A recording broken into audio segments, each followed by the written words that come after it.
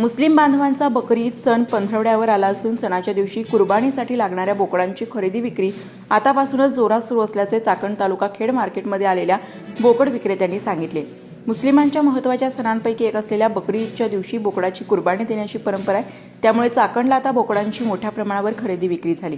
बोकडांची खरेदी विक्री करण्यासाठी राज्यभरातून व्यापारी आणि खरेदीदार येत असल्याने खेड कृषी उत्पन्न बाजार समितीने येथे स्वतंत्र व्यवस्था सुरू केली आहे। शनिवारी दिनांक 24 मे 2025 रोजी चाकण मार्केटमध्ये 8,000 बोकडांची खरेदी विक्री झाली। 15,000 ते 50,000 रुपये एवढा बोकडांना भाव मिळाला। चाकणमधील शेळी, मेंढी व बोकड बाजारात तब्बल 4 कोटी रुपयांची उलाढाल झाल्याचे खेड बाजार समितीचे सभापती विजयसिंह शिंदे व सचिव बाळासाहेब धंद्रे यांनी सांगितले।